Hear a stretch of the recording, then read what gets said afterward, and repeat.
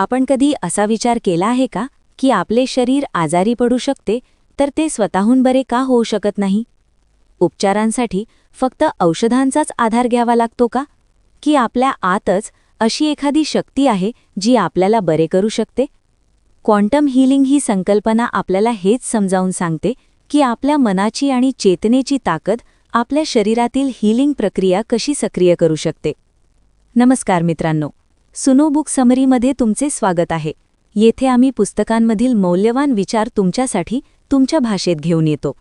आज आपण दीपक चोप्रा यांच्या अत्यंत रंजक आणि क्रांतिकारी अशा क्वांटम हीलिंग या पुस्तकाबद्दल बोलणार आहोत. हे नाव ऐकताच काही लोकांना वाटू शकते की यात खूप जड विज्ञान किंवा गुंतागुंतीच्या संकल्पना असतील. पण घाबरायची गरज नाही. ही संकल्पना अगदी सोप्या आणि समजण्यासारख्या भाषेत मांडलेली आहे. हे पुस्तक आधुनिक वैद्यकशास्त्र आणि अध्यात्म यांच्यातील एक पूल आहे. यात डॉक्टर दीपक चोप्रा सांगतात की माणसाचे मन, भावना आणि त्याची श्रद्धा प्रणाली त्याच्या शारीरिक शरीरावर थेट परिणाम करते. दीपक चोप्रा स्वतः एक प्रशिक्षित वैद्यकीय डॉक्टर आहेत, पण त्यांनी हे निरीक्षण केले की केवळ औषधांमुळे प्रत्येक रुग्ण पूर्णपणे बरा होत नाही. काही रुग्ण खूप लवकर बरे होतात तर काहींवर औषधांचाही फारसा परिणाम होत नाही. यामुळे त्यांनी प्रश्न विचारायला सुरुवात केली, यामागे अजून काही कारण आहे का? याच प्रश्नातून त्यांच्या प्रवासाला सुरुवात झाली आणि त्या प्रवासाचे फलित म्हणजे क्वांटम हीलिंग. या पुस्तकात ते सांगतात की आपल्या शरीरातील पेशी, उती आणि अवयव फक्त रासायनिक प्रक्रियांवर चालत नाहीत, तर एका बुद्धिमान प्रणालीवर चालतात जी आपल्या चेतनेशी जोडलेली आहे. जर आपण आपल्या मनाची शक्ती योग्य पद्धतीने वापरली तर अनेक वेळा औषधांशिवायही आश्चर्यकारक सुधारणा दिसू शकतात, अगदी अशा आजारांमधूनही जे डॉक्टरांनी असाध्य सांगितलेले असतात. या पुस्तकाचा उद्देश औषधे बंद करणे किंवा आधुनिक वैद्यकशास्त्राकडे दुर्लक्ष करणे हा नाही. उलट शरीर, मन आणि आत्मा यांचा समन्वय साधणारी एक एकत्रित उपचार पद्धती समोर आणणे हाच त्याचा हेतू आहे. या सारांशामध्ये आपण जाणून घेणार आहोत की क्वांटम हीलिंग म्हणजे नेमके काय, ते कसे कार्य करते आणि आपण ते आपल्या दैनंदिन जीवनात कसे वापरू शकतो. मग तो आजार असो, अंतर्मनातील शांती असो किंवा नव्या ऊर्जेचा शोध असो. आता प्रश्न असा उरतो की क्वांटम हीलिंग म्हणजे नेमके काय? ही ना कोणती मशीन आहे ना विज्ञानकथांमधील कल्पना. ही एक अशी प्रक्रिया आहे ज्यामध्ये आपल्या शरीरातील नैसर्गिक बुद्धिमत्ता म्हणजेच आधीपासूनच असलेली हीलिंग सिस्टीम मन, भावना आणि जागरूकतेच्या माध्यमातून सक्रिय केली जाते. दीपक चोप्रा सांगतात की आपल्या शरीरात दर सेकंदाला लाखो रासायनिक प्रतिक्रिया सुरू असतात आणि हे सर्व काही आपोआप घडत असते, आपण जाणीवपूर्वक विचार न करताही.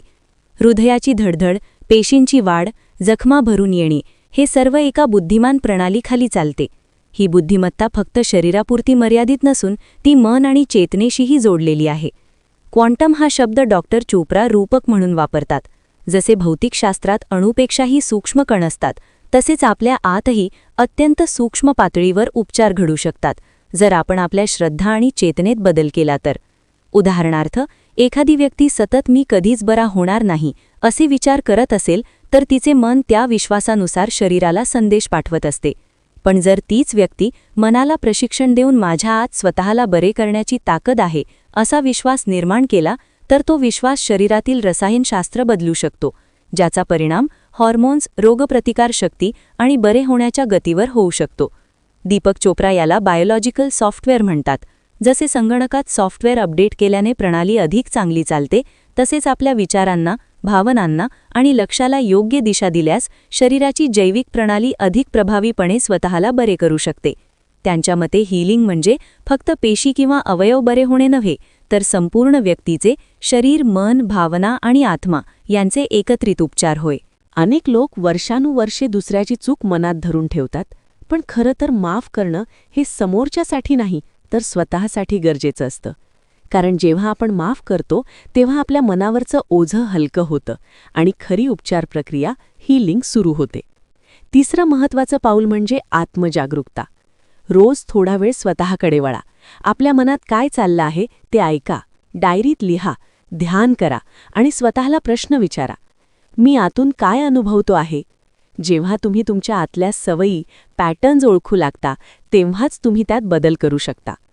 उपचार ही एक प्रक्रिया आहे, ती लगेच होणारी जादू नाही.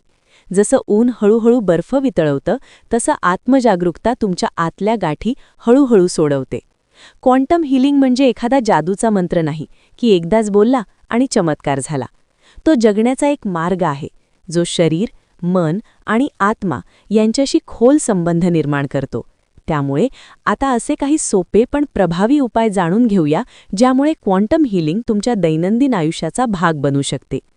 दिवसाची सुरुवात शांततेने करा. झोपेतून उठल्यानंतर थोडा वेळ डोळे बंद करून शांत बसा. श्वासावर लक्ष द्या आणि एखादी सकारात्मक भावना किंवा वाक्य मनात म्हणा, जसं माझं शरीर प्रत्येक क्षणी स्वतःला बरे करत आहे. यामुळे मनात उपचारासाठी अनुकूल वातावरण तयार होतं. अन्न खातानाही जागरूकता ठेवा. जे खात आहात ते प्रेमाने आणि जाणीवेने खा. खाण्याआधी क्षणभर थांबून अन्नाकडे पहा आणि मनात धन्यवाद म्हणा, कारण तुम्ही जे खात आहात तेच तुमचं शरीर बनत आहे. दिवसभरात 2-3 वेळा खोल श्वास घ्या. जेव्हा ताण जाणवेल किंवा नकारात्मक विचार येतील तेव्हा फक्त 5 खोल श्वास घ्या आणि लक्ष श्वासावर केंद्रित करा. हा छोटासा उपाय तुमची नर्वस सिस्टम शांत करू शकतो. नकारात्मक विचार ओळखा आणि लगेच बदला. जसं मला बरं वाटत नाही असा विचार आला तर तो थांबवा आणि त्याऐवजी म्हणा, मी हळूहळू बरा होत आहे. संध्याकाळी थोडा आत्मपरीक्षणाचा वेळ ठेवा. दिवसाच्या शेवटी 5 मिनिटे स्वतःला विचारा, आज मी माझ्या शरीराची आणि मनाची किती काळजी घेतली. मी आज स्वतःशी प्रेमाने बोललो की स्वतःकडे दुर्लक्ष केलं. यामुळे जागरूकता वाढते आणि उपचार हळूहळू सवय बनतात. झोपण्याआधी शरीराचे आभार माना. मनात म्हणा, धन्यवाद माझ्या शरीराला, तू आजही माझ्यासाठी काम केलंस. ही साधी कृतज्ञता शरीराला खोलवर शांत करते आणि उपचारात्मक झोप सुरू होते. तंत्रज्ञानापासून थोडा ब्रेक घ्या. दिवसभर फोन, लॅपटॉप आणि नोटिफिकेशन्समुळे मन खूपच उत्तेजित होतं. पण उपचारासाठी शांतता आणि रिकामेपण आवश्यक असतं. रोज थोडा वेळ सर्व काही बाजूला ठेवून स्वतःसोबत शांत बसा. सर्वात महत्त्वाचं म्हणजे स्वतःवर विश्वास ठेवा. तुमचं शरीर, मन आणि आत्मा मिळून एक बुद्धिमान यंत्रणा तयार करतात.